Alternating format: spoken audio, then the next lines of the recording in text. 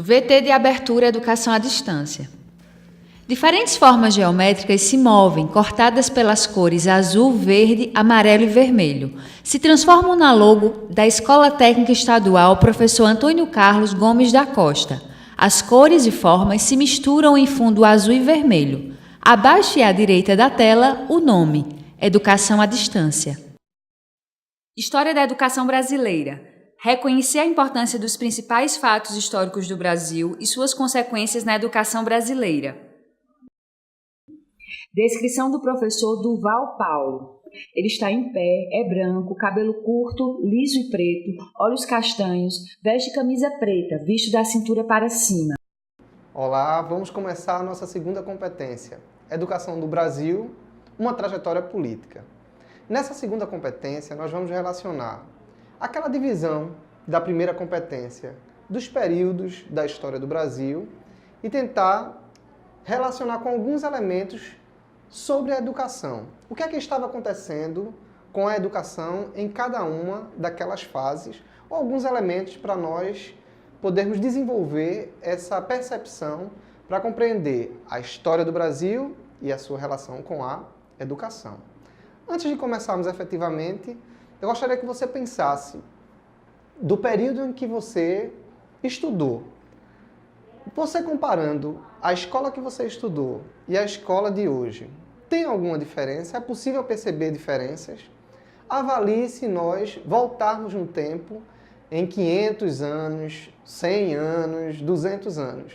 Então, claramente a gente vai conseguir perceber que há mudanças na educação em todo esse período. E a política, ela é de extrema importância para a intervenção e alteração do formato da escola no passado e no presente. Para começarmos, a gente pode pensar que nem sempre a educação foi vista como um direito para todos. É recente essa compreensão, principalmente aqui no Brasil. Se voltarmos ao ano de 1500, vamos perceber que não havia nenhuma estrutura escolar como a gente tem hoje em dia, principalmente no período colonial, pré-colonial, quando Portugal não estava nem tão interessada na colonização brasileira. Mas se ampliarmos o conceito de educação, é claro que havia ensinamentos que eram dados pelas comunidades indígenas aos seus mais novos. Eram transmitidos conhecimento, mas não com a estrutura escolar europeia que começa a chegar com a vinda dos portugueses ao Brasil. E a Igreja Católica, ela tem um papel fundamental nesse momento, nesse primeiro momento de colonização aqui no Brasil, até finalmente a chegada do período imperial. Então, todo o período colonial, a Igreja Católica, ela era detentora do conhecimento e da transmissão de conhecimento. Inclusive, nos primeiros momentos, a atuação de catequese dos jesuítas. À direita, imagem de jesuítas catequizando índios. Que era a ordem religiosa responsável pelo ensino, ela tem um papel, essa catequese, não só de uma transmissão de uma opção religiosa que seria o cristianismo, mas também de transmitir todos os valores culturais, ou os valores culturais portugueses àquela comunidade que estava aqui. Então, os índios eram educados pelos portugueses, especificamente pela ordem jesuíta, ou a Companhia de Jesus, que ensinava a ler, escrever, contar, eram ensinamentos muito rudimentares. E também a comunidade portuguesa e os que vinham nascendo aqui em solo brasileiro eram educados por esses jesuítas. Era uma educação que também funcionava como um instrumento de controle, já que os jesuítas funcionavam como articuladores da cultura portuguesa e da cultura indígena. Era uma forma de entrar no mundo indígena e poder dominá-los e fazer uso da mão de obra de trabalho deles. É nesse momento que chega a língua portuguesa aqui, e não só fisicamente os índios são massacrados, como culturalmente eles também são minados pela cultura portuguesa que chega de forma predominante e autoritária sobre aquela população que estava vivendo aqui antes da chegada dos portugueses. Como eu tinha falado na primeira competência, no finzinho do período colonial, nós temos a administração portuguesa do Marquês de Pombal. À direita, imagem de um homem sentado. Ao fundo, uma paisagem de mar, com mapas no chão. E ele não via com bons olhos a atuação da igreja dentro do governo e principalmente com a educação. E ele determina que todos os jesuítas deveriam ser expulsos, deveriam parar de trabalhar nessa relação com a educação. E a gente tem um novo momento dentro do Brasil e também em Portugal. Essa medida trouxe prejuízo para a educação não só em Portugal, mas também aqui no Brasil. Então, como o Brasil era colônia de Portugal e há essa reforma lá, nós sofremos a repercussão do acontecimento lá em Portugal. Então, durante o século XIX, com a vinda da família real, há um movimento cultural diferenciado aqui no Brasil. A instalação da corte brasileira no solo que hoje é o Brasil demanda mudanças significativas na preparação da população, que não atinge diretamente os menos favorecidos, mas a gente já consegue perceber a instalação de cursos superiores, como medicina, direito, aqui no Brasil, que antes, se houvesse algum interesse de algum português ou algum nascido aqui fazer um curso superior, teria que ir para a Europa. Mas com a vinda da família real, é necessária a formação de um corpo administrativo, de uma elite intelectual, que é favorecida com essa chegada da família real. Inclusive, a história da imprensa brasileira, de publicação de livros aqui em solo nacional, acontece também com a chegada da família real, que autoriza a abertura de uma imprensa régia. E aí a gente passa a ter a autorização de publicação de livros, que ainda assim era restrito e acompanhado, mas é possível perceber uma valorização diferenciada para esse tipo de material cultural. Inclusive aqui em Pernambuco, como veremos mais adiante, é justamente nesse período que a gente tem a instalação da Faculdade de Direito lá em Olinda, fruto dessa influência da chegada da família real, como nós vimos na primeira competência, e, consequentemente, repercussão no mundo relacionado à educação. Com a proclamação da República, de Dom Pedro I, nós temos a primeira Constituição em 1824, que já tem um item específico para educação. Então, no primeiro momento, é a primeira vez que a gente tem um instrumento legal nacional, ainda que não atendendo à necessidade da população como um todo, mas uma primeira preocupação legislativa sobre a educação em nosso país. Sempre aparece a crítica que nesse período a educação era bastante dual.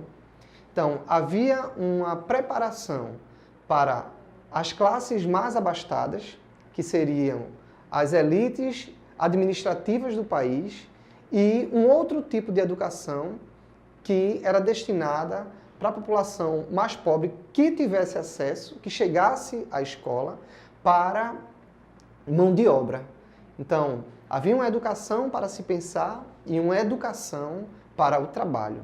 É basicamente nessa estrutura que o século XIX vai se desenvolver, mesmo com avanços em relação ao período colonial, mas ainda limitado por conta da perspectiva, do projeto de sociedade que existia naquele momento.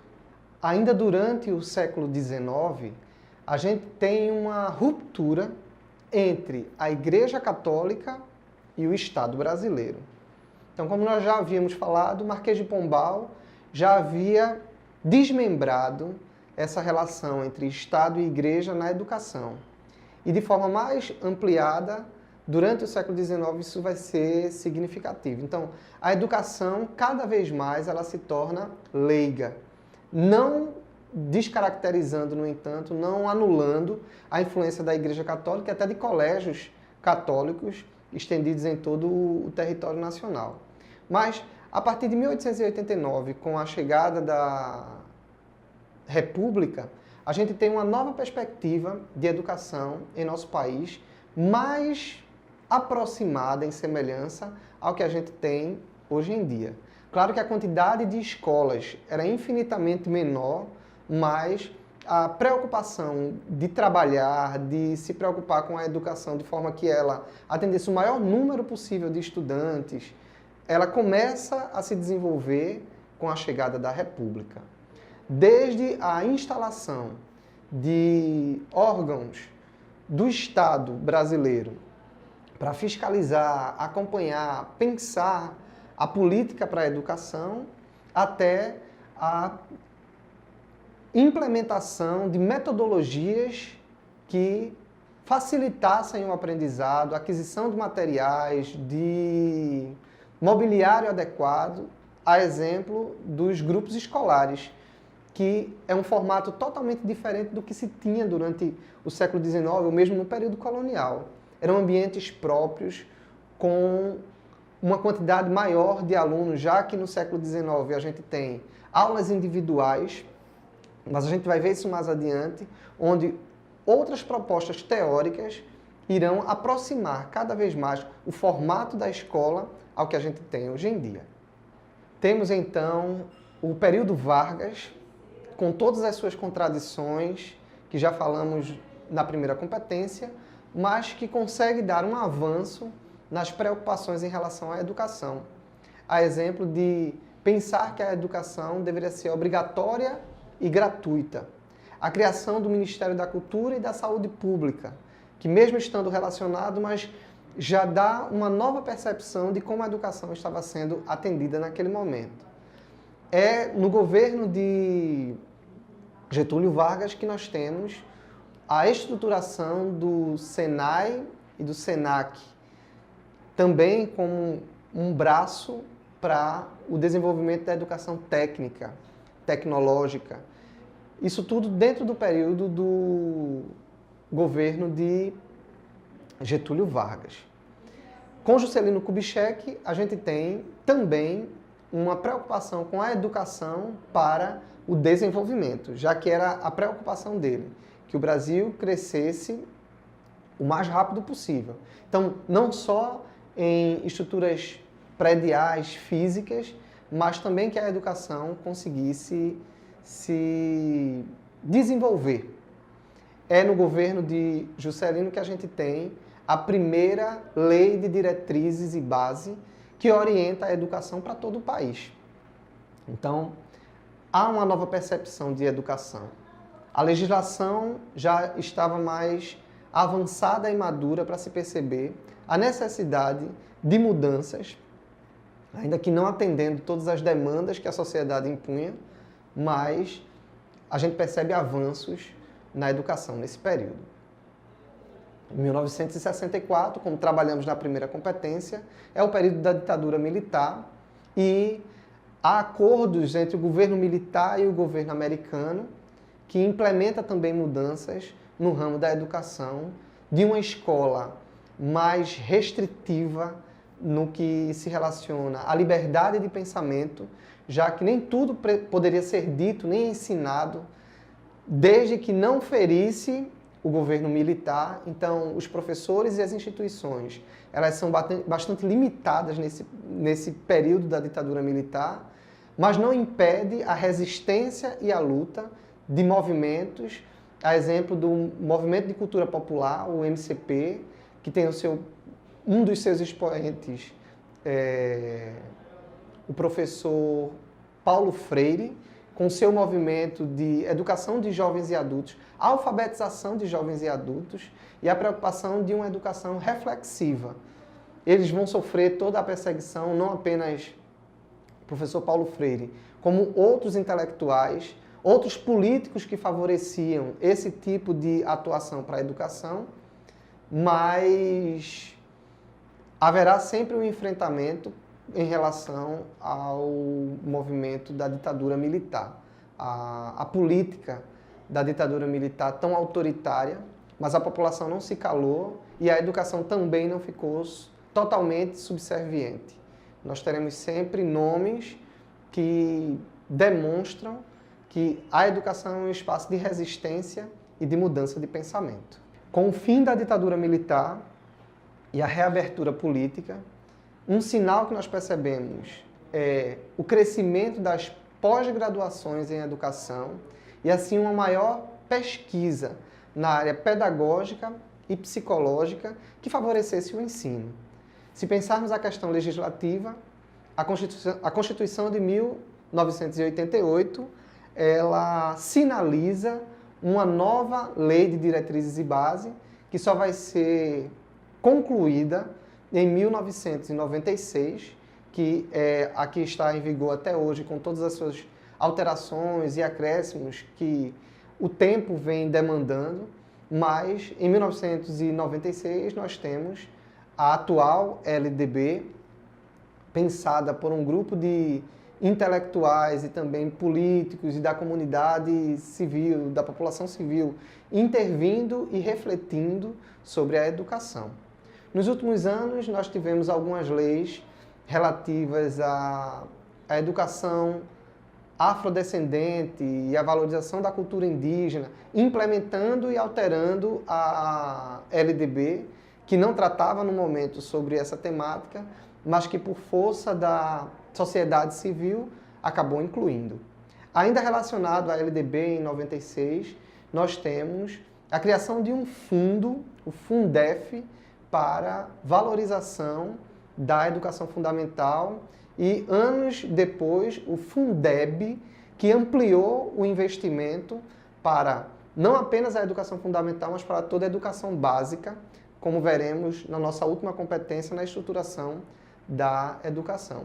Mas a LDB já traz uma nova perspectiva de educação relacionada a uma educação, a uma escola democrática, com participação democrática, eleição de gestor, onde a escola tem liberdade para gerir, a verba que chega dentro dos limites que são impostos, mas com alguma autonomia para os gestores das escolas e toda a comunidade escolar decidir. Então, a gente consegue perceber que, ao longo da história do Brasil, com todos os seus percalços, a educação vem ganhando espaço e a legislação, com toda a luta da sociedade, com toda a luta dos interessados pela educação, vem ampliando, tentando ampliar as conquistas para uma melhor educação, para uma educação que alcance a todos.